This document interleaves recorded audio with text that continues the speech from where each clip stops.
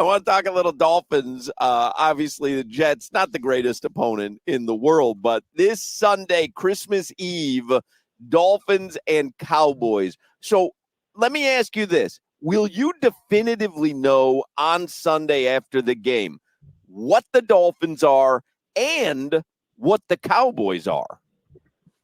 No, because let's put it this way. You know they're both very good teams. You already know that. That's not anything new. Teams in the NFL lose, good teams lose to bad teams. Bad teams beat good teams all the time, and good teams lose to good teams. Like, we know over a stretch of time that we know that the Cowboys are a good team. They're a playoff team. The Dolphins are going to be a playoff team. They're one win away from clinching it. What you learn from Sunday is, maybe is like, how healthy are they going to be? Those are the types of things you'll learn from Sunday. I don't think you take anything away like, oh, the Dolphins aren't ready, because look, the Cowboys got beat the hell up against the Bills, but we know the Bills are good, and we know the Cowboys are still good. The Cowboys beat the Eagles. They beat other teams. Like, I don't like this whole narrative where, like, you have to beat the team X, Y, and Z to prove that you're this or that. And Mike, the one thing going into that game that kind of got me in the Tennessee game when Tyreek went out was that the offense stumbled. Like, Tyreek's not there, but Jalen Waddle is a legit 1B. Like, Jalen Waddle would be a 1 on most teams. Did you love how they used him? What, he have 8 catches, 140-something yards? Like, I wanted to see Jalen transition into the one position with Tyreek out, and it's exactly what Miami did. Exactly what McDaniels did was make him that top receiver with Tyreek being out.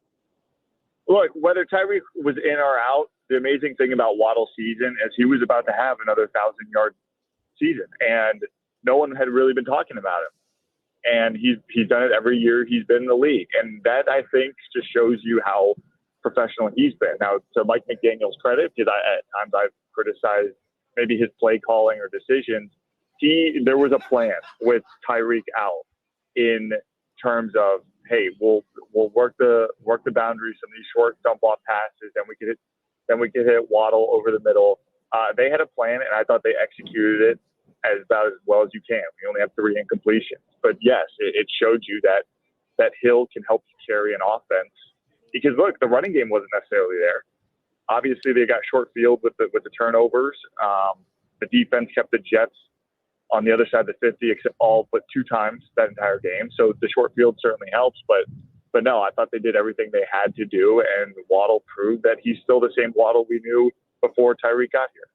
Was there anything that you didn't like out of the Dolphins on Sunday? You mentioned the running game, maybe, because yesterday we did we read from Dolphins Wire, studs and duds, and admittedly the duds, they're kind of nitpicking because you win 30-0. But is there anything that stood out to you on Sunday where you go, yeah, that's alarming to me? No, I nothing really from a criticism standpoint, just because I know what they're dealing with the new center. They're dealing with 2 guards that typically don't play as much as, your starters do. Look, the Dolphins had 167 rushing yards against the Jets the first time they met. They had well under 100 this time. Is that alarming?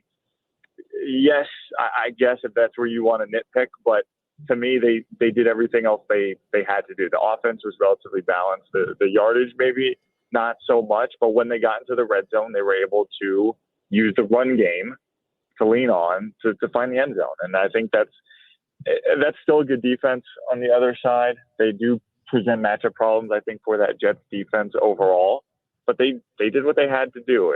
Yes, maybe some of the offensive line play, but because Tua got sacked a little bit, but now, Tua's not turning the ball over as much. He's gone 3 straight games without an interception. I think they played a pretty flawless game in my mind.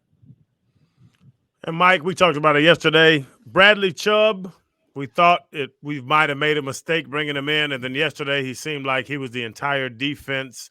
Jalen Phillips is out, and we know what's going on. Saying injuries happen in the NFL, but the Bradley Chubb performance yesterday, does it prove exactly why Vic Fangio, who's had a relationship with Bradley Chubb in the past in Broncos, like, that's why they brought Bradley Chubb in? Was yesterday Bradley Chubb's game to why we spent what we spent for him. Yeah. And, I think he puts it a little bit on himself to kind of dominate that game. I believe he had, Jalen Phillips' number written on his hat. Like, he wanted to help carry the load without Phillips in there. And that's what you're going to have. Look, you're going to get paid that much money. You're going to have to put the defense and the team on your back sometimes, because that's what leaders do. And that's what these guys do. And it's not just him. I know Bradley Chubb's going to get a lot of the headlines, and he deserves it. But the game Christian Wilkins had was also pretty remarkable. But that whole defensive front stepped up so well, even on special teams. They were ready for everything. There's certain margins for error when injuries go out, but I think Chris Greer's done a really good job of constructing this roster to the point where they've got guys you can depend on, like a Van Ginkel when Phillips is out, that and you hope the drop-off isn't so severe. And we've seen those guys step up. Cugno, yes. have a Merry Christmas. Thank you. You guys too. You guys too. As much as this gets contentious at times, and I call Crowder nicknames that stick with him for the rest of his life. I'm just mad that the tugboat wasn't the name of your comedy special. Like, this opportunity. I'm thinking about, because I had it uncensored, I'm thinking about changing it to This Is Unacceptable. Which one do you like I think more? you should change it to The Tugboat. I think you're Tugboat? Earthquake, it's like it's a cutesy name. Why be Channing Crowder when you could be The Tugboat? So The Tugboat, This Is Unacceptable. No, yeah, correct. You were The Tugboat. You go on stage as The Tugboat, and your tour is called This Is Unacceptable. Mike? Yeah.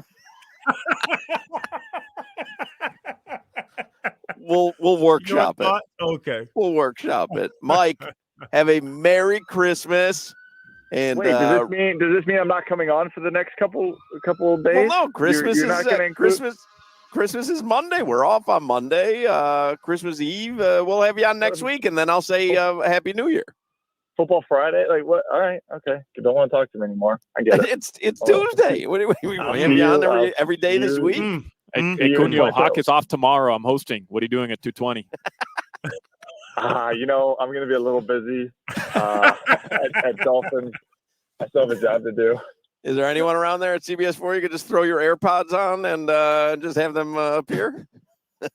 No, I'm actually at Hard Rock Stadium, pulling into Hard Rock Stadium right now. All right. Make it a little more professional next time, all right? No more AirPods. Mike, you're better than that. I was trying to be safe and professional at the same time. I'm sorry. I understand you don't ever want to have me on. Professional always before safety, Mike. That's been my motto in broadcast for a long time. And if you get a ticket, ticketwizard.com. All right. See you, Mike. All right, guys. Merry Christmas. I'll let you, brother. There you go. Mike Cugno from CBS4.